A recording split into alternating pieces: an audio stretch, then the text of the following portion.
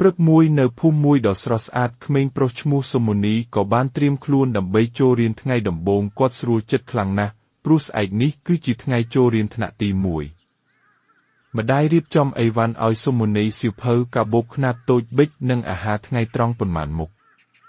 កុំភ្លេចសួរសុខទុក្ខគ្រូនិងមិត្តភក្តិនឹងបើចង់ជាមិត្តល្អម្ដាយប្រាប់ដោយញឹមនៅសាលាសុមុនីសុខសប្បាយណាស់ព្រោះបានជួបមិត្តថ្មីគ្រូសាលាមានមនុស្សម្នាក់ឈ្មោះគ្រូសាខនដែលសប្បាយរីករាយនឹងចេះលេងជាមួយក្មេងគាត់បង្រៀនអក្សរខ្មែរដំបូងហើយសុមុនីខិតខំសរសេរយ៉ាងព្យាយាមនៅពេលសម្រាកសុមុនីលេងជាមួយមិត្តភក្តិគាត់មានមិត្តឈ្មោះពេជ្រវិចិត្រនិងប៊ុនឋានពួកគេចែករំលែកអាហារសើចសប្បាយនិងបដិញ្ញាថានឹងរៀនខិតខំជាមួយគ្នាថ្ងៃចុងបញ្ចប់សុមុនីត្រឡប់មកផ្ទះដោយពោរពេញដោយក្តីស្រឡាញ់ម៉ែសាលាសប្បាយណាស់សុមុនីចង់ទៅទៀតស្អែក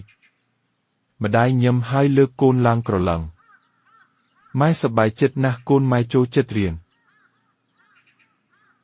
បាទម៉ែសុមុនីឆ្លើយទាំងញឹមហើយសុមុនីទៅងូតទឹករួចក៏ហូបបាយក្រោយពេលហូបបាយរួចសុមុនីបានកាតាបយកសៀវភៅមករៀនបន្ថែមនិងជួយបង្រៀនសុសំណាងដែលជាប្អូនបាទសូមអរគុណកូនខំរៀនណា